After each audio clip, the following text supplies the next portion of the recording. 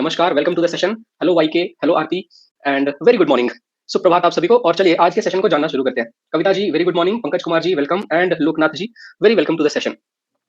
Okay, तो आज हम लोगों को क्या जानना है इसके बारे में मैं आपको बता देता हूँ। कुछ प्रश्न हैं जो आपसे पूछे जाएंगे ह्यूमन आई और ह्यूमन आई के डिफेक्ट के बारे में, यानी मानव की जो आंखें हैं और मानव की दृष्टि में जो दोष होते हैं उनके बारे में जो भी पूछा जाएगा उन सबको हम लोग क्लियर करते हुए चलेंगे।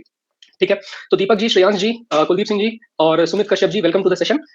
देखो भाई, सबसे पहले हम लोग बात करेंगे आज आई की। आंख क्या होती है, आंख में कितने अलग अलग तरीके के फंक्शन होते हैं, उन सब की चर्चा करेंगे। फिर आई की चर्चा करने के बाद हम लोग चर्चा करेंगे कि इनमें कौन कौन से डिफेक्ट होते हैं, डिफेक्ट का मतलब कौन कौन से दोष होते हैं, उन सबको भी जानेंगे। और फिर ये भी जानेंगे कि उनका करेक्शन कैसे किया जाए, उन दोषों को ठीक कैसे किया जाए, तो ठीक करने की पूरी प्रक्रिया भी पढ़ेंगे। अब जैसा कि हम लोगों ने मिरर के बारे में और लेंस के बारे में पढ़ाई की, और मैंने मिरर और लेंस दोनों में आपको क्या बताया, मैंने कहा था कि देखें, जो मिरर यानी कि दर्पण होता है, लेंस को तो हिंदी में भी लेंस ही कहते हैं, और इधर मैंने लिखा था कॉनकेव और इधर मैंने लिखा था कॉन्वेक्स। कॉनकेव का मतलब अवतल कहा था मैंने, और कॉन्वेक्स का मतलब उत्तल कहा था मैंने। अब देखें, बड़ी ही सिंपल सी बात है कि जो कॉनकेव मिरर है वो कन्वर्जिंग है। कन्वर्जिंग कहने का मतलब कि जब भी इस पर लाइट रेज या जब भी इस पर प्रकाश की किरणें टकराएंगी तो टकराने के बाद हमेशा वो एक फोकस पर इकट्ठा होंगी, और वो फोकस मिरर के इसी साइड में होगा। तो कन्वर्जिंग का मतलब होता है अभिसारी। लेकिन लेंस जो होगा वो इसी का उल्टा होगा। कॉनकेव लेंस होगा डाइवर्जिंग, इसे हम लोग कहेंगे अपसारी। वैसे ही जब हम कॉन्वेक्स मिरर की बात करेंगे तो कॉन्वेक्स मिरर होगा डाइवर्जिंग, यानी ये दर्पण अपसारी होगा, परंतु अगर कॉन्वेक्स लेंस की बात करें तो ये होगा कन्वर्जिंग, अभिसारी। अब इसमें मुख्य बात ये थी कि जब जब हम आंखों के सामने या आंखों को करेक्ट करने के लिए किसी चीज का इस्तेमाल करते हैं तो वो दर्पण हो ही नहीं सकता। दर्पण इसलिए नहीं हो सकता क्योंकि दर्पण से आप आर पार तो देख नहीं पाएंगे। दर्पण एक तरफ से पॉलिश होता है जहां पर आप अपने आप को पूरी तरीके से परावर्तित होकर के देख पाते हो। तो दर्पण की प्रॉपर्टी है परावर्तन की, लेंस की प्रॉपर्टी है अपवर्तन की। तो दर्पण से तो होगा परावर्तन, मतलब दर्पण तो रिफ्लेक्शन करवाएगा। लेकिन अगर हम लोग बात करते हैं लेंस की तो लेंस कराएगा अपवर्तन। अपवर्तन का मतलब होता है रिफ्रैक्शन, और यही रिफ्रैक्शन के बारे में आज हमें पढ़ना है। हमारी आंखों में जो पुत्तियां होती हैं वो किस तरीके से काम करती हैं, हमारी आंखों में जो आइरिस होता है, स्क्लेरा होता है, इन सभी की हिंदी भी जानेंगे और इन सभी के बारे में भी जानेंगे, डिटेल में पढ़ाई करेंगे। तो चलिए फिर फटाफट से शुरू करते हैं आज, और जानना शुरू कर देते हैं कि क्या क्या हम लोगों को जानना है इसमें। तो सभी को बहुत प्यारा सुप्रभात। नागेंद्र कुमार जी, मनु जी, सबको मेरी आवाज आ रही है, प्रॉपर्ली सुनाई दे रहा है? तो लेंस के माध्यम से मानव दृष्टि दोष को ठीक किया जाता है, ठीक किया जाता है। अब देखें क्या क्या ठीक किया जाएगा। सबसे पहले ये देखिए, ह्यूमन आई की एनाटॉमी है, ये है मानव आंख, मानव चक्षु, या इसे कह सकते हो नयन। ठीक है, जो भी आपको कहना हो आप कह दीजिए, आंख भी कह सकते हैं। थोड़ा सा आंख सुनने में तद्भव शब्द है तो अजब टाइप का लगता है, बट ठीक है, मैं आंख ही लिख देता हूं, आंख। देखो भाई, इसमें ना सबसे पहले मैं आप लोगों को बता देना चाहता हूं कि जैसे मान लीजिए कोई चीज यहां पर रखी हुई है, ये कोई ऑब्जेक्ट है, ऑब्जेक्ट है, कोई भी बिंब है जिसका प्रतिबिंब बनेगा। आपकी आंखों में एक लेंस लगा हुआ है, ये देखें, ये जो लेंस होता है ये नेचुरल लेंस है। नेचुरल का मतलब ये एक प्राकृतिक लेंस है, और इस प्राकृतिक लेंस का नेचर कन्वर्जिंग है। कन्वर्जिंग कहने का मतलब इस लेंस का नेचर पूरी तरीके से अभिसारी होने का है। अब जब भी कोई चीज लाइट के या इस पर कोई लाइट पड़ेगी तो इससे रिफ्लेक्ट होकर के वो लाइट आपकी तरफ आनी शुरू होगी। अब जैसे ही लाइट आपकी तरफ आएगी, आप याद रखिए कि ये लाइट आपके आंखों में लेंस से होकर के गुजरेगी, और जैसे ही ये लेंस से होकर के गुजरी, ये तुरंत कन्वर्ज होगी। कन्वर्ज होने का मतलब यूं, कन्वर्ज होने का मतलब होता है किसी भी चीज का यूं इकट्ठे हो जाना, और डाइवर्ज होने का मतलब होता है किसी भी चीज का यूं बाहर की तरफ चले जाना। कन्वर्ज या डाइवर्ज, अपसारी होना या अभिसारी होना, ये दोनों अलग अलग बातें हैं। अब जैसे ही ये कन्वर्ज होगी तो ये कन्वर्ज होकर के सीधे कहां पर पहुंचेगी, दृष्टिपटल। ये है दृष्टिपटल। अगर हम पीले वाले भाग को थोड़ा सा और देखना शुरू करें तो आपको समझ में आएगा कि ये पीला वाला भाग, जिसे मैं और भी ज्यादा पीला बना रहा हूं, ये पीला वाला भाग कहलाता है रेटिना। ये है रेटिना, और इसी रेटिना में होती हैं कोन एवं रॉड कोशिकाएं।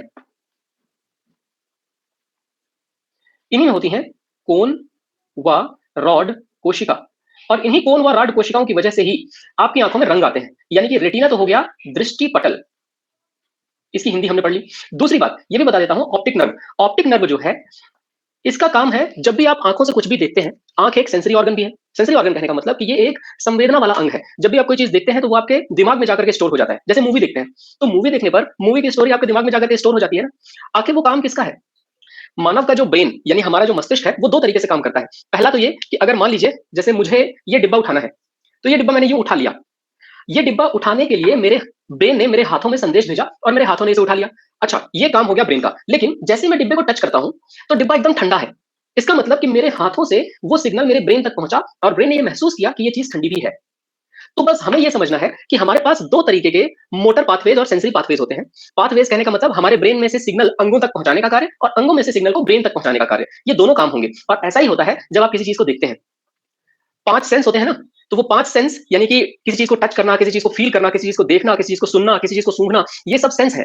तो इन सेंसेस में वैसे तो हमारे हिंदू मिथोलॉजी के हिसाब से जाए तो 10 इंद्रियाँ होती हैं, लेकिन 5 सेंस मानते हैं इंग्लिश वाले। तो ये 5 सेंस जो हैं, इन 5 सेंसेस में से एक है देखने वाला। ये देखने वाला रिकॉर्ड कौन करेगा? याद रखिए ऑप्टिक नर्व, है ना? इसे कहेंगे दृष्टि तंत्रिका, ठीक? अब मैकुला जो है, ये मैकुला वो पोर्शन है, जो आँख के अंदर के हिस्से यानी आई बॉल के हिस्से का खाली वाला हिस्सा है। ठीक है? बिल्कुल आशिया, ज्ञानेंद्रिया कहते हैं उसे। ठीक है? फिर रेटिनल ब्लड वेसल्स, कहने का मतलब ये है कि दृष्टि पटल में जो ब्लड वेसल्स होती हैं, रक्त वाहिनियाँ, ये रक्त वाहिनियाँ भी हैं और रक्त वाहिनियाँ 2 होंगी। एक तो होगी शिरा, जिसमें से रक्त लौट करके हृदय की तरफ जाएगा और दूसरी होगी धमनी, जिसमें से रक्त हृदय की तरफ से आँखों तक पहुँचेगा। ये लाल वाली जो है वो धमनियाँ हैं, जो नीली टाइप की दिख रही हैं आपको, ये शिराएँ हैं। शिरा का मतलब होता है वेन्स, धमनी का मतलब होता है आर्टरी। और उसके बाद ये देखिए विट्रस बॉडी। विट्रस बॉडी कहने का मतलब कि ये आँख का वो हिस्सा होता है जो हाँ, जो पूरी तरीके से फुल है। ठीक है? विट्रस बॉडी, विट्रस ह्यूमर भी कहते हैं इसे, या हम हाँ, विट्रस बॉडी में होता है विट्रस ह्यूमर और ये एक तरीके का लिक्विड भी होता है। विट्रस ह्यूमर ये एक तरीके का लिक्विड है जो कि आंखों के अंदर की तरफ मौजूद होता है। ये आंखों के अंदर की तरफ पूरी तरीके से मौजूद होगा। ठीक है? इसको अगर हिंदी में कहा जाए ना विट्रस ह्यूमर को, तो इसको हिंदी में कहते हैं काक्षाभ द्रव। बड़ी खतरनाक सी हिंदी है इसकी, अगर आप लोग जानना चाहते हैं तो मैं लिख देता हूँ। काक्षाभ काक्षाभ द्रव, काक्षाभ द्रव। ये तो मैं रट के आया हूँ हालाँकि। ठीक है। उसके बाद देखिए कंजक्टिवा। आप लोगों ने कंजक्टिवा का नाम सुना है? कई बार कंजक्टिवाइटिस बोलते हैं। कंजक्टिवा या कंजक्टिवाइटिस। कंजक्टिवाइटिस कहने का मतलब ना कई बार ऐसा होता है कि ये हिस्सा इंसान का बढ़ जाता है तो बोलते हैं कि उसकी आँख निकल आई है, बिलौनी हो गई उसको। हिंदी में बिलौनी शब्द का इस्तेमाल किया जाता है। पता नहीं आप लोग यहाँ करते हैं या नहीं करते? हमारे यहाँ लोकल भाषा में हिंदी में बिलौनी कह देते हैं उसे। फिर हालाँकि यहाँ पर एक और हिस्सा है जिसे हम लोग कह रहे हैं सिलरी बॉडी या मसल। तो चलिए सिलरी बॉडी के बारे में बता देता हूँ आपको। सिलरी मसल्स क्या होती हैं, सिलरी बॉडी क्या होती हैं? इनको कहा जाता है पक्ष्माभि पेशियाँ। ठीक है? इनको हम लोग कहते हैं पक्ष्माभि पेशियाँ, सिलरी मसल। और इसका काम है सपोर्ट देने का। सिलरी मसल का काम जैसे आँखों में जो लेंस है, लेंस जब भी एडजस्ट होता है ऊपर या नीचे की तरफ, जैसे आप ऊपर की तरफ देख रहे हो तो लेंस एडजस्ट होगा, नीचे की तरफ देख रहे हो तो लेंस एडजस्ट होगा। तो किनके माध्यम से होगा? ये पक्ष्माभि पेशी के या इसे सिलरी मसल कहते हैं। सिलरी मसल के माध्यम से ही एडजस्ट होगा। ठीक है, चलिए। इसके अलावा अब मैं आपको कुछ और भी चीज़ें बताता हुआ चलता हूँ आगे की तरफ। कॉर्निया और प्यूपिल वगैरह भी हैं, इनके बारे में भी जान लें। देखिए प्यूपिल, प्यूपिल क्या होता है? प्यूपिल हमारी आँखों में जो आइरिस का हिस्सा है, आइरिस के हिस्से में एकदम बीच में छोटा-सा होल होता है। आइरिस ये जो प्यूपिल है, प्यूपिल को ही कहते हैं हम लोग पुतली। परितारिका के बीच में एक छिद्र है और इसके माध्यम से प्रकाश ना नेत्र में प्रवेश करेगा। तो प्यूपिल का मतलब प्यूपिल का मतलब हो गया पुतली और यहीं से प्रकाश आँखों के अंदर जाएगा और रेटिना पर इमेज बनाएगा। याद रखिए रेटिना पर ही इमेज बननी चाहिए। ये अगर रेटिना पर जाकर के दोनों इस तरह से दोनों की दोनों रेज़ कन्वर्ज होती हैं रेटिना पर, तभी बढ़िया आपको दिखता है। अगर इसके पहले हो गई यहाँ या इसके बाद हुई यहाँ, तो आपको नहीं दिखेगा ऑब्जेक्ट या ब्लर दिखेगा। ब्लर मतलब थोड़ा-सा धुंधला-सा दिखेगा, तो फिर हम लोगों को लेंस रखना पड़ेगा। खैर, इसके अलावा भी बता देता हूँ, जो कॉर्निया का हिस्सा है, जिसे हम लोग कह रहे हैं कॉर्निया वाला हिस्सा, ये बड़ा महत्वपूर्ण है। ये एक तरीके से समझिए कि पतली मेम्ब्रेन है, इसको स्वच्छ मंडल बोलते हैं। ये पूरे नेत्र गोलक को कवर करती है। कॉर्निया को स्वच्छ मंडल, ये एक शब्द इस्तेमाल किया जाता है। ये हाँ, ट्रांसपेरेंट कॉर्निया की बात कर रहे हैं हम। ये पूरे भाग को एकदम अच्छे तरीके से कवर करके रखता है, नेत्र गोलक को कवर करता है ये। मैं अभी लिखता चला जाऊँगा तो आपको सब कुछ पता चल जाएगा मनजीत जी। ट्रांसपेरेंट वाला पार्ट जो है, अच्छा आप पूछ रहे हो ट्रांसप्लांट कौन-सा भाग होता है? लेंसेस हो जाते हैं। जो ये वाले लेंस होते हैं ना, नेचुरल वाले लेंस, तो ये समय के साथ हार्ड हो जाते हैं, तो देखने में कई बार दिक्कत होती है। तो लेंस दूसरे डाल दिए जा सकते हैं। फिर उसके ऊपर का हिस्सा है आइरिस। अब ये जो आइरिस वाला हिस्सा, जिसके बारे में हम लोगों ने अभी बात की, यही आपकी आँखों में कितनी लाइट घुसेगी, इस बात को पूरी तरीके से निर्धारित करता है। यानी आइरिस का मतलब परितारिका कहते हैं इसे। इसका हिंदी नाम तो लिख ही देता हूँ, फिर बाकी आप आगे चल कर के पढ़ते रहेंगे। परितारिका और फिर उसके बाद है स्क्लेरा। अब ये अंतिम भाग जो हम लोग पढ़ रहे हैं, स्क्लेरा वाला हिस्सा। स्क्लेरा वाले हिस्से को हम लोग ऐसे समझेंगे कि ये ऊपर की तरफ और नीचे की तरफ, दोनों तरफ मौजूद वो हिस्सा है, जो आँखों का सबसे बाहरी कवर बनाता है। तो आपकी आँखों में मजबूती देने का कार्य इस स्क्लेरा के बॉडी का होगा। ठीक है? तो यहाँ पर अब हम लोग इन सभी के बारे में एक-एक चीज़ें जान लेते हैं। रेटिना को क्या कहा था मैंने? दृष्टिपटल और ये दृष्टिपटल में ही कोन व रॉड कोशिकाएँ पाई जाती हैं। इन कोशिकाओं का काम है रंग समझने का। ये रंग समझने क्या? रंग देने का काम होता है इनका। रंग देने का। कोई भी चीज़ रंगीन आपको इसीलिए दिखती है, कोन और रॉड सेल की वज़ह से। किसी-किसी में ना ये कोन और रॉड सेल में समस्या होती है, तो उसको बोलते हैं हम लोग कलर ब्लाइंडनेस, है ना? हाँ, कुलदीप जी अभी बताता हूँ। कलर ब्लाइंडनेस बोलते हैं उसे। बोलते हैं ना कि कलर ब्लाइंडनेस है। और कलर ब्लाइंडनेस में मेनली जैसे कुछ कलर्स होते हैं जो दिखते हैं, जैसे मार्क ज़करबर्ग, आपको पता है कौन से हैं? कौन है ये? मार्क ज़करबर्ग, फेसबुक जिसका नाम अब तो चेंज हो गया है, मेटा हो गया है। और अ, मतलब ये व्यक्ति हैं जिनका काम है मतलब इनको भी ना कलर ब्लाइंडनेस की बीमारी है। तो कलर ब्लाइंडनेस में इनको सिर्फ ब्लू कलर दिखता है। इसीलिए इन्होंने फेसबुक का बज़र जो है वो ब्लू कलर का बना रखा है। एक बार मैं उनके बारे में पढ़ रहा था तो मुझे समझ में आया। अब देखिए कुलदीप जी कह रहे हैं कि सर आई डोनेशन में आई का कौन-सा पार्ट डोनेट होता है? कॉर्निया, स्वच्छ मंडल जिसे कह रहे हैं ना, ये डोनेट होता है। तो आई ट्रांसप्लांट में जब देखो जब लेंस चेंज करवाएँगे तो लेंस चेंज कराने का काम सीधा सिंपल है। लेकिन अगर कोई ये बोले कि मैंने पूरी आँखें ट्रांसप्लांट करवा दी, मतलब आई ट्रांसप्लांट हुआ है, तो इसका मतलब ये है कि कॉर्निया दिया जाएगा। ये आँखों का एकदम सामने का पूरा फ्रंट पार्ट होता है और कॉर्नियल ट्रांसप्लांट में रेटिना और ऑप्टिक नर्व ये दोनों की दोनों किसी भी व्यक्ति में काम करने चाहिए और अगर उसकी आँखों में काम कर रहे हैं, तो कॉर्निया ट्रांसप्लांट हो जाएगा और उसके बाद फिर ये सही हो जाएगा। लेकिन हाँ, अभी आँखों का मतलब पूरा का पूरा अ, अभी पूरी की पूरी आँख गोटियाँ की गोटियाँ निकाल करके ट्रांसफर करने का सिस्टम नहीं है। सिर्फ शक्ति कपूर जी हैं नहीं, नहीं, नहीं, पूरा पूरा नहीं। सिर्फ शक्ति कपूर जी हैं जो आँखें निकाल के गोटियाँ खेल सकते हैं। बाकी अभी ऐसा कुछ नहीं है सिस्टम। पूरा आई डोनेट नहीं होता, कॉर्निया हिस्सा डोनेट होता है और जिसको डोनेट किया जा रहा है उसकी आँखों के पीछे रेटिना और रेटिना मतलब उसका ये ऑप्टिक नर्व और रेटिना ये दोनों काम करना चाहिए, तब उसकी आँख ठीक-ठाक चलेगी। वरना तो उसकी आँख उतनी बढ़िया काम नहीं करेगी। सामने का हिस्सा भाई दिया जाएगा किसी को। पूरी की पूरी आँख निकाल के ट्रांसप्लांट करने का सिस्टम अभी नहीं है। चलिए फिर आगे बढ़ते हैं। सबसे पहले कुछ-कुछ चीज़ें लिख देता हूँ आपको और उनके बारे में पूछ लिया जाएगा, तो आपको बस बता देना है ना? सबसे पहले रेटिना के बारे में जान लेते हैं। रेटिना क्या है? लाइट सेंसिटिव स्क्रीन है, जिसके अंदर इमेज बनती है और इसमें रॉड और कोन होते हैं। ठीक? तो सबसे पहले हम लोग एक शब्द यहाँ पर लिख लेते हैं रेटिना और रेटिना को ही हमने पढ़ा था दृष्टि पटल। इसी में होता है रॉड एंड कोन सेल्स और दूसरी बात मैंने ये भी पढ़ी थी, बताई थी आपको, रॉड एंड कोन सेल्स तो इसमें होते ही हैं। नितेश जी सुप्रभात, वेरी वेलकम और इमेज इसी पर बनती है। प्रतिबिंब इस पर बनता है। हिंदी में थोड़ी दिक्कत होगी तो बताइएगा, मैं कोशिश करूँगा कि और थोड़ा ठीक-ठाक लिखूँ, अगर दिक्कत होगी तो। फिर अगला हिस्सा है, अगला हिस्सा हम लोग कॉर्निया के बारे में पढ़ रहे थे, स्वच्छ मंडल के बारे में। तो एक बात बता देते हैं, इसको हम लोग लिख देते हैं स्वच्छ मंडल। स्वच्छ मंडल में part of I which is donated, है ना? आँखों में आँखों का दान देने वाला वाला भाग या नेत्रदान वाला भाग है ये। खैर, इसके अलावा स्वच्छ मंडल का काम क्या होता है? पतली झिल्ली है, पूरे नेत्र गोलक को कवर करेगी, यानी कि पूरी की पूरी आँखों को और लेंस की तरह कार्य करता है। ये प्रकाश को अपवर्तित भी करता है। तो लेंस की तरह कार्य कर लेंस की तरह कार्य कर प्रकाश को अपवर्तित करता है। अपवर्तित करता है। फिर इसके अलावा तीसरा भाग जिसके बारे में हमें पढ़ना है, वो ये था कि हम लोग पढ़ेंगे अभिनेत्र लेंस के बारे में। अभिनेत्र लेंस का मतलब जो हमारी आई लेंस होते हैं वो। तो मैंने क्या बोला? आई लेंस या इन्हें कहेंगे हम अभिनेत्र लेंस। अरे इंग्लिश लिख दी, खैर कोई बात नहीं, आप तो समझ ही जाओगे।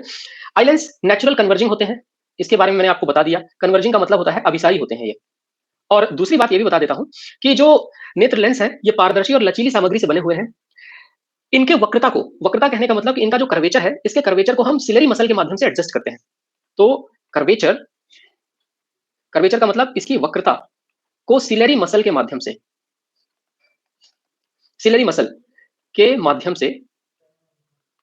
एडजस्ट करते हैं या एडजस्ट होता है ये, हम थोड़ी करेंगे, अपने आप होगा। अगर अगला इसके अलावा क्या है? आई लेंस हो गया, आई लेंस के अलावा फिर एक्वस ह्यूमर के बारे में बात कर लेते हैं। एक्वस ह्यूमर को नेत्रोद कह रहे हैं ना, तो नेत्रोद भी बता देते हैं। एक्वस ह्यूमर इसे कहा गया नेत्रोद और एक्वस ह्यूमर लिक्विड है जो भरता है आंख को। इसके अलावा अगली अगली जो चर्चा होगी हमारी वो होगी दृक तंत्रिका के ऊपर। दृक तंत्रिका मतलब वो जो ऑप्टिक नर्व्स हैं, है ना? तो ऑप्टिक नर्व इसको हम लोगों ने कहा दृक तंत्रिका। और क्या होगा दृक तंत्रिका के माध्यम से? इमेज इमेज का मतलब प्रतिबिंब प्रतिबिंब इलेक्ट्रिकल सिग्नल के माध्यम से ब्रेन तक पहुंचेगा। तो हम लोग इसको सीधे-सीधे लिख सकते हैं। प्रतिबिंब को इलेक्ट्रिकल सिग्नल अरे यार 1 मिनट सॉरी गिर गया यहाँ पे। हाँ, इमेज प्रतिबिंब इलेक्ट्रिकल सिग्नल यानी कि विद्युत संदेश या विद्युत सिग्नल के माध्यम से ब्रेन तक पहुंचेगा। फिर उसके अलावा अगला जो हमारा पार्ट है वो है आइरिस। आइरिस के बारे में तो आपको वैसे ही बताया है। आइरिस का मतलब है परितारिका। आइरिस का मतलब है परितारिका। कार्य क्या है आइरिस का? जैसा कि आपको बता दिया सीधे-सीधे कि पुतली के आकार को बदलकर और नेत्र में प्रवेश करने वाले पुतली के आकार को बदलकर नेत्र में प्रवेश करने वाले प्रकाश को नियंत्रित करना। अच्छा एक बात बताइए, जब आप नियंत्रित करना, जब आप आइरिस क्या है, आइरिस देखिए, आइरिस क्या कर रहा है, पुतली के आकार को बदल रहा है। अब अगर आप अंधेरे में बैठे हो और अचानक से उजाले में जाओ, तो पुतली का आकार बड़ा हो जाएगा कि छोटा हो जाएगा, ये बताइए। जब आप अंधेरे में बैठे हो अचानक से उजाले में जाओगे, ज्यादा उजाला आ रहा है ना, तो छोटा हो जाएगा, बिल्कुल सही, बहुत अच्छे। हमेशा याद रखिए कि जब जब आप डार्क से लाइट में जाओगे, तो डार्क से लाइट में जाने पर जो पुतली है, प्यूपिल, प्यूपिल हमेशा छोटा हो जाएगा, बिल्कुल सही। प्यूपिल छोटा, प्यूपिल का मतलब पुतली होता है। और अगर आप लाइट से डार्क में आओगे तो प्यूपिल क्या होगा, है ना, रियल लाइफ में नोटिस किया है ना, बस यही होता है, प्यूपिल जो होगा बड़ा हो जाएगा। अब देखो मैं बता देता हूँ इसके पीछे कारण क्या है। डार्क से लाइट में जब आप जाते हो ना, बहुत सारी लाइट अचानक से आपकी आंखों की तरफ आती है, और उतनी लाइट की आवश्यकता है नहीं, इसलिए छोटा कर देता है साइज को, ताकि थोड़ी लाइट ही अंदर जाए, फिर धीरे धीरे वो एडजस्ट हो जाएगा। लेकिन अगर आप लाइट से डार्क में जाओगे तो बड़ा करेगा कि भाई कुछ तो दिखे, बहुत सारा प्रकाश है, कम से कम दिखना तो शुरू हो।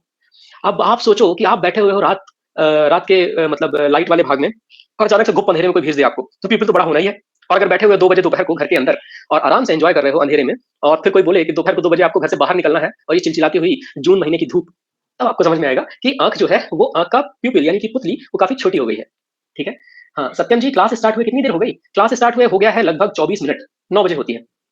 ठीक है, बिल्कुल मंजीत जी, फैंटास्टिक। अभी मैं इसके बारे में थोड़ी और चर्चा करूंगा। फिलहाल हमारी जो अगली चर्चा है वो ये बता देता हूँ प्यूपिल के बारे में। प्यूपिल का मतलब होता है पुतली। और कौन थी पुतली भाई, बता सकते हो? चलिए, ये हमारी आंखों के बीच में एकदम मिडिल में होल होता है, और ये ब्लैक होता है क्योंकि इस पर जो भी लाइट पड़ती है वो लाइट ना सीधे सीधे आंख के अंदर चली जाती है, तो ये याद रखिएगा। पुतली हमें काली दिखती है क्योंकि इस पर पड़ने वाला प्रकाश सीधे अंदर चला जाता है। बाकी तो आप समझ ही गए। हाँ हाँ हाँ, बिल्कुल सही। बापू की माँ पुतली बाई। खैर, अब इसके बाद क्या बचा, हमारे पास कुछ और बचा है क्या? Ciliary muscle. हाँ सिलरी मसल ना, पश्चमाभी पेशियां, सिलरी मसल। तो इसको हम लोगों ने, ये सब याद रखना भैया, ये पूछे हुए प्रश्न है, ऐसा नहीं बता रहा मैं, मजाक मजाक नहीं बता रहा हूँ। पश्चमाभी पेशियां, इनके बारे में जो भी डिटेल दी है सब याद रखने हैं आपको। ये वो मांसपेशियां जो अभिनेत्र लेंस से जुड़ी हैं, लेंस के आकार को संशोधित करती हैं। ठीक है, ये लेंस के आकार को संशोधित करती हैं, संशोधित करने का मतलब एडजस्ट करती हैं, ताकि फोकल दूरी, ताकि फोकल दूरी में भिन्नता आए, और अगर भिन्नता आएगी तभी तो जाकर के काम होगा, फोकल दूरी में भिन्नता आए, तो ये है सिलरी मसल। चलिए भैया, इतने सारे नाम अब हम लोगों ने लिए हैं पढ़। अब हम लोगों को जानना है कि आंखों में और अंदर जाने पर क्या होगा। सबसे पहले ना कुछ कुछ टर्म्स हैं जो आपके एग्जामिनेशन में पूछ दिए जाते हैं, और वो जो कुछ टर्म्स हैं उनके बारे में भी बता देते हैं। एक तो होता है समंजन क्षमता। समंजन क्षमता का मतलब होता है एकोमोडेशन पावर ऑफ द आई, है ना, एकोमोडेशन पावर ऑफ द आई, या इसे कहते हैं आंखों की समंजन क्षमता। अच्छा एक खास बात है, जब आप किसी भी चीज को अपने आंखों के नजदीक लाते हो तो हाँ आपको अच्छा दिखता है, लेकिन अगर आप आंखों से 25 सेंटीमीटर दूर तक रखोगे तो बढ़िया दिखेगा। पर अगर आप आंखों से 25 सेंटीमीटर और भी अंदर की तरफ आओगे तो आपको दिखना थोड़ा सा कम हो जाएगा। ऐसा क्यों होता है? जैसे ये पेन है मेरी आंखों के सामने है, अगर 25 सेंटीमीटर में है तो बढ़िया देख सकता हूँ इसे मैं, जैसे ही और नजदीक की तरफ आती है फिर मुझे देखने में दिक्कत होती है। यही है एकोमोडेशन पावर। ठीक है, यही है एकोमोडेशन पावर। उत्कर्ष जी, मैं आपके डाउट को अभी उठाता हूँ, आप टेंशन मत लीजिए, मैं अभी बता दूंगा आपको।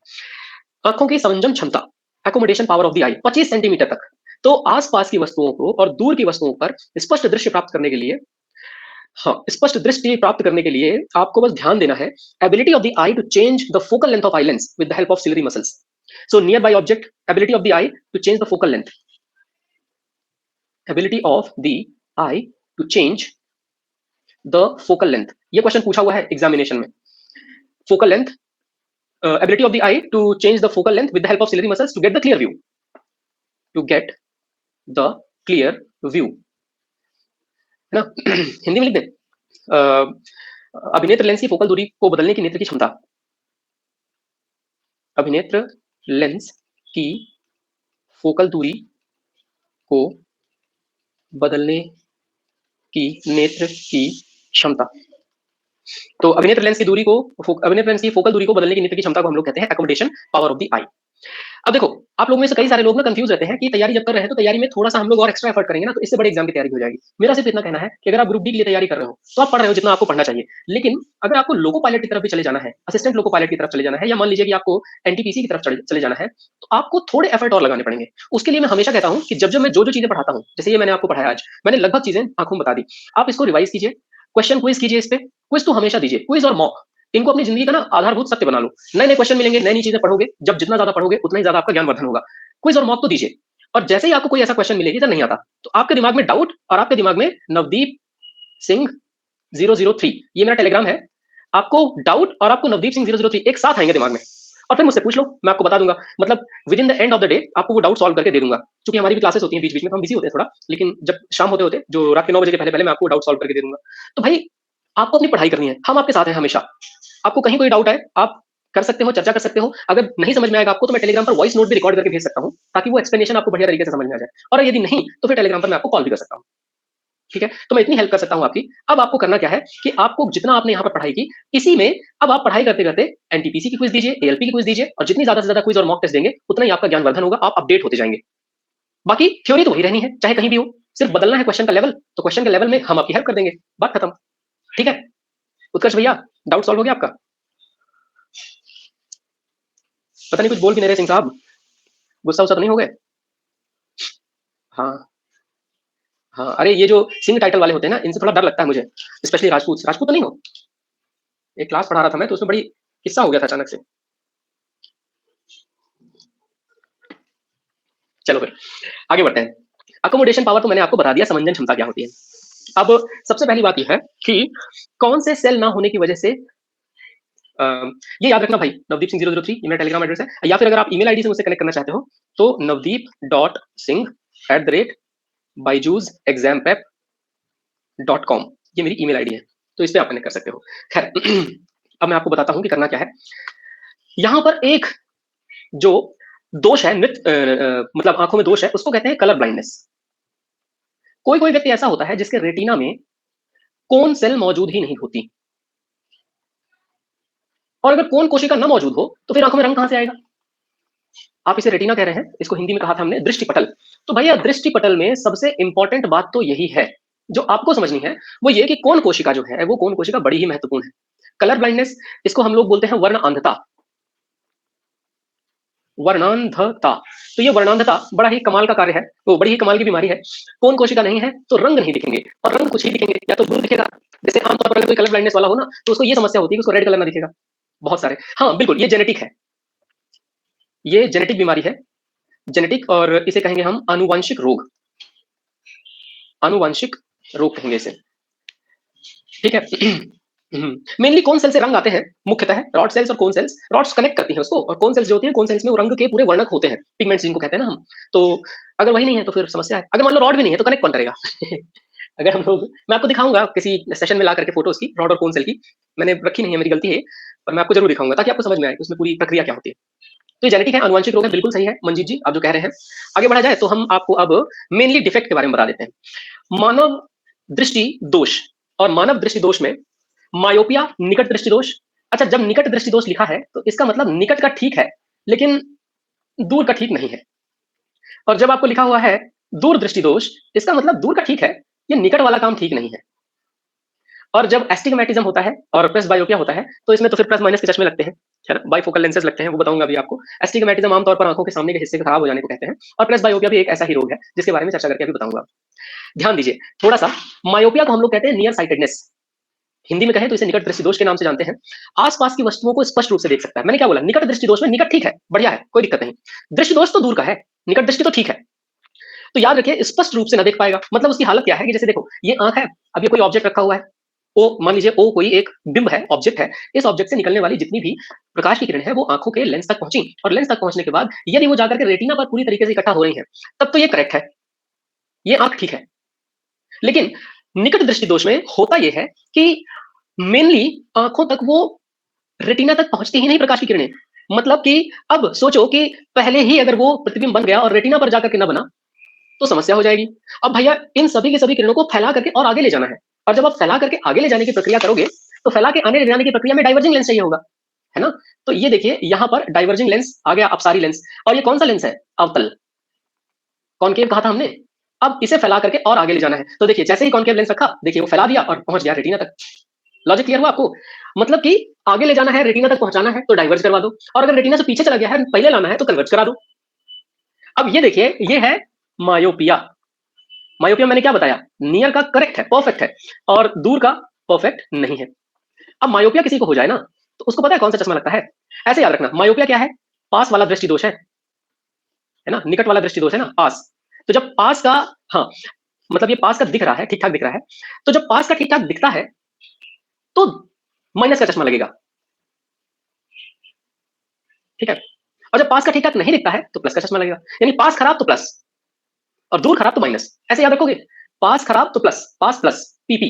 पास खराब तो प्लस का चश्मा और दूर खराब तो माइनस का चश्मा। तो यहाँ पर हम एक काम करते हैं, यहाँ पर लिख ही देते हैं कि दूर खराब है और इसकी वजह से इसको माइनस का चश्मा लगा हुआ है। ठीक है? अवतल वाला जो होगा माइनस का। अब देखो नंबर कैसे होते हैं पता है? जैसे अगर मान लो ये इमेज चूंकि यहाँ पर बन रही है, मान लीजिए कि ये स्थिति है नंबर 1, ठीक है? अब एक काम करते हैं, नंबर 1 को छोड़ देते हैं। यहाँ पर, यहाँ पर, यहाँ पर, यहाँ पर, कहीं पर भी बन सकती है ना इमेज। अब मान लीजिए कि यहाँ पर बन रही है, ये 1 नंबर है, यहाँ पर बन रही है, इसको 2 नंबर, इसको 3 नंबर, इसको 4 नंबर। वो लेंस की मोटाई के हिसाब से हमने नंबर दे दिए। अब अगर मान लीजिए किसी की 4 नंबर पर यानी बहुत पहले ही जाकर के प्रकाश की किरणें कन्वर्ज हो गई हैं और उसको अच्छा खासा मोटा लगा करके ये डाइवर्जिंग लेंस और रेटिना तक पहुंचाना है, तो बोलेंगे यार तुम्हारा वाला चश्मा तो ज्यादा मोटा है। चश्मा ज्यादा होने मोटा होने का मतलब कि 4 नंबर का चश्मा चढ़ा हुआ है भाई इसकी आंख में। समझे आप लॉजिक? 4 नंबर का चश्मा चढ़ने का मतलब ये है कि उसकी आंखों के अंदर रेटिना से बहुत पहले ही सभी के सभी प्रकाश की किरणें कन्वर्ज हो चुकी हैं, जिसकी वजह से उन्हें दूर तक पहुंचाने के लिए काफी मोटे लेंस की रिक्वायरमेंट होगी। और ऐसे ही यहाँ पर आपको बता दूं कि हाइपरमेट्रोपिया यानी दूर दृष्टि दोष मैंने आपको बता ही दिया है कि फार साइटेडनेस कहते हैं इसे। और फार साइटेडनेस की बात सीधे सीधे सिंपल सी बस इतनी आती है कि देखो ये अगर करेक्ट आई है तो करेक्ट आई कुछ ऐसी होगी, लेकिन यदि कोई भी ऑब्जेक्ट की इमेज जाकर के यहाँ कहीं बन रही है, अब जैसे यही बात है कि यहाँ होती, यहाँ होती, यहाँ होती है, यहाँ होती, अब ये 1 2 3 4 ये हमने नाम दे दिया लेंस की मोटाई के हिसाब से, जितनी दूर जाकर के इमेज बनेगी उतना मोटा उसकी आंख में चश्मा चढ़ेगा।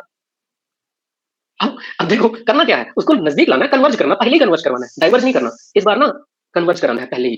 तो एक काम करते हैं, यहाँ पर रख देते हैं। अच्छा यहाँ पर जरूरत है कन्वर्जिंग की, और जब जरूरत कन्वर्जिंग की है तो ये वाला जो लेंस है, ये लेंस हमने कॉन्वेक्स लेंस रख दिया। कॉन्वेक्स का मतलब होता है उत्तल लेंस। तो काम हो गया हमारा। ये देखिए लॉजिक समझ में आया आपको? हाइपरमेट्रोपिया, जल्दी से बताओ लॉजिक समझ में आ रहा है कि नहीं? दूर दृष्टि दोष। और जब पास का दिक्कत है, पास का चश्मा अगर लगा है तो वो प्लस का चश्मा होगा। पास की दिक्कत मतलब प्लस, दूर की दिक्कत मतलब माइनस। ठीक है? अरे हाँ ना, कुछ तो बोल दो। हे भगवान, क्या खा के आते हो आप लोग सुबह सुबह? या तो कुछ खा ही लिया करो। चलो बढ़िया है, कोई कुछ ना बोल रहा, सब आधी नींद में है। एस्टिग्मैटिज्म का मतलब होता है दृष्टि वैषम्य, ये समस्या भी है। अब होता क्या है कि कॉर्निया का जो हिस्सा होता है आंखों में, वो कॉर्निया एकदम टेनिस बॉल जैसा होता है। लेकिन अगर मान लीजिए ऐसी खराब हो जाए आंख का हिस्सा कि वो एकदम रग्बी बॉल जैसा हो जाए, तो फिर होता क्या है कि आंखों में ना देखने में बड़ी समस्या आती है। फिर इससे ना विजन हो जाता है ब्लर, दिखता ही नहीं है। और आंख मतलब आंखों में खिंचाव महसूस होगा, सिर चढ़ जाएगा, दर्द होने लगेगा। अगर आप कोई भी काम ऐसा कर रहे हो जिसमें आप लैपटॉप देख रहे हो या कोई भी काम ऐसा कर रहे हो जिसमें आप पढ़ाई कर रहे हो, तो आपको फिर ये समस्या होती है। आपको मतलब किसी को भी ये समस्या होती है। तो बस देख लीजिए, ये देखिए नॉर्मल विजन की बात है ना? ये नॉर्मल विजन की बात है। और इस नॉर्मल विजन में आप देख सकते हो, देखिए टेनिस बॉल जैसा स्ट्रक्चर है। और एस्टिग्मेटिक में क्या हो गया है, देखो कॉर्निया थोड़ा सा खराब हो गया है। इसलिए कॉर्निया जब खराब हो जाता है, मैंने बोला था कॉर्निया के माध्यम से भी एडजस्ट तो होता ही है। जो प्रकाश है, प्रकाश आपकी आंखों तक पहुंच रहा है, तो कॉर्निया का भी काम है ना उसको अपवर्तित करना। क्या बताया था मैंने? अगर आपको याद आ रहा हो, कॉर्निया का काम मैंने अपवर्तन का बताया था। कहाँ गया? ये देखो, लेंस की तरह कार्य कर प्रकाश को अपवर्तित करने का कार्य होता है इसका। और अगर ये लेंस की तरह कार्य कर प्रकाश को अपवर्तित कर रहा है, तो इसका मुख्य कार्य ये है भैया कि आपकी आंखों में ले जाकर के रेटिना पर तो कन्वर्ज करवा ही दे। अब अगर देखो ये बढ़िया काम करेगा तो रेटिना पे कन्वर्ज होगी, पिक्चर दिखेगी। और अगर ये बढ़िया काम ना करेगा तो ये बजा देगा बैंड, देखो डाइवर्ज कर दिया। तो फिर इसमें ना आपको प्लस माइनस दोनों चश्मे चढ़ते हैं, आपको मतलब किसी को भी, है ना? तो यहाँ पर अगर आपसे कोई पूछे कि ये बाईफोकल लेंसेज कब लगते हैं, तो बाईफोकल लेंस यहाँ पर लगते हैं। और यही हालत, मतलब एस्टिग्मैटिज्म तो किसी को भी हो सकता है, दृष्टि वैषम्य। और ऐसी ही हालत कुछ प्रेसबायोपिया में भी होती है, जिसको जरारूर दृष्टि बोलते हैं इसे। 40 के बाद हमारी जो आंखें हैं, वो 40 मतलब 40 की उम्र के बाद, 40 साल की एज के बाद जो आंखें हैं, वो आंखें लगभग उस तरह से काम नहीं करती जिस तरह से इनको काम करना चाहिए। जैसे आंखों को लेंस वाली जो जगह है, जो ऊपर के सिलेरी मसल की जगह है, पश्चमाभी पेशियां जिनको कह रहे थे, ये सब थोड़ा थोड़ा हार्ड होने लगती है। तो जब कठोर हो जाएंगी तो लेंस मूवमेंट में थोड़ी दिक्कत जाएगी, आंखों में चुभन भी होगी। और मेनली आपको उतने अच्छे तरीके से चीजें नहीं दिखेंगी, क्योंकि ना तो आपकी पुतली बढ़िया से एडजस्ट हो रही और ना तो पीछे का लेंस पूरी तरीके से एडजस्ट होकर के आंखों में चीजों को पहुंचा रहा। तो प्रेसबायोपिया आमतौर पर प्राकृतिक लेंस के लचीलेपन से होने वाला नुकसान है। अब ये लचीलापन अगर खत्म हो जाए तो ऐसा होता है। 40 साल की उम्र में। तो प्रेसबायोपिया से लगभग हर हर व्यक्ति पीड़ित होता है। देख लीजिए, यहाँ पे मैं कह रहा था नॉर्मल, तो नॉर्मल में ऊपर की तरफ सिलियरी मसल है, वो सब एडजस्ट कर रही है। प्रेसबायोपिया में क्या होता है, हार्ड हो जाता है, तो इमेज कभी बिहाइंड द रेटिना बन जाती है। तो फिर यहाँ पर सिलिंड्रिकल लेंस का इस्तेमाल किया जाता है। तो कॉन्टैक्ट लेंस लगा दीजिए, सिलिंड्रिकल लेंस लगा दीजिए, प्लस माइनस वाले चश्मे, तो प्रेसबायोपिया करेक्ट हो जाता है। अब जैसे वो इमेज बिहाइंड द रेटिना बन रही है, तो प्लस का चश्मा लगेगा, और अगर बिफोर द रेटिना बन रही है, तो यहाँ माइनस का चश्मा लगेगा, जैसा कि मैंने आपको बताया था। तो यही है, इमेज ऑन द रेटिना बन जाएगी प्रेसबायोपिया में भी। तो 4 आँखों के डिफेक्ट जो है वो हमने पढ़े, है ना? 4 आँखों के डिफेक्ट वो हम लोगों ने पढ़ लिए। पहला पढ़ा हमने मायोपिया यानी कि निकट दृष्टि दोष, दूसरा पढ़ा हाइपरमेट्रोपिया दूरदृष्टि दोष, तीसरा पढ़ा हमने दृष्टि वैषम्य एस्टिग्मैटिज्म, और चौथा हमने पढ़ लिया प्रेसबायोपिया, जिसे जरारू दृष्टि भी कहा जाता है। तो ये है हमारे आँखों का हाल। लगभग हमने सारी चीजें यहाँ पर कवर की। अगर आपको कोई चीज ऐसी पढ़ने को मिलती है आगे चल करके जिसे आप नहीं समझ पा रहे हैं, तो बस मैंने आपको अपना ईमेल आईडी और अपना टेलीग्राम दिया हुआ है, आप बस मुझे उसकी फोटो खींच करके सेंड कर दीजिए और मैं आपको वॉइस नोट समझाते हुए सेंड कर दूंगा। ठीक है, फिलहाल ये बताइए, some people cannot see distant objects clearly without spectacles, this defect is called. कुछ लोग दूर की वस्तुओं को बिना चश्मे के स्पष्ट रूप से देख नहीं सकते, इस दोष को हम क्या कहेंगे?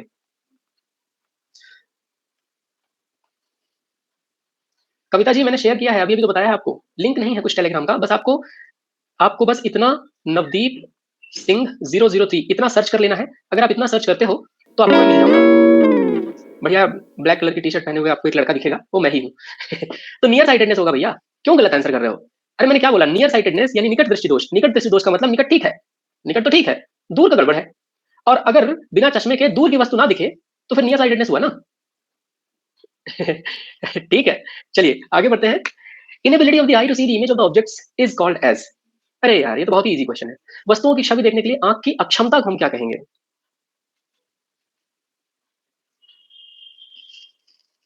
आंखों की अक्षमता को हम क्या कहेंगे? बहुत अच्छे, डिफेक्ट ऑफ विजन ही कहेंगे। नियर पॉइंट क्या होता है, 25 सेंटीमीटर पर, और फार पॉइंट सबका अलग अलग आमतौर पर। तो चलिए बढ़िया है। अगर मान लीजिए disability of the eye to form distinct images of nearby object on its retina is known as. Distinct images of nearby objects on its retina, आंख की विकलांगता को रेटिना पर आसपास की वस्तुओं की अलग अलग छवियों को बनाने के लिए। अरे यार ये क्या ही ट्रांसलेट हो गया है, गूगल वाले कुछ और ही कर देते हैं। देखिए इसका कुल मिला के मतलब ये है कि अगर नजदीक की चीजें आपके रेटिना पर अच्छे तरीके से ना बन रही तो कौन सी समस्या हो गई है आपको, ये बताइए।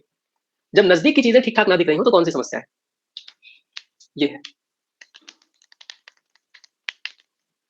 बहुत अच्छे, नजदीक की चीजें ठीक ना दिखने का मतलब दूर दृष्टि दोष है। भाई दूर दृष्टि में दूर ठीक है, नजदीक बेकार है।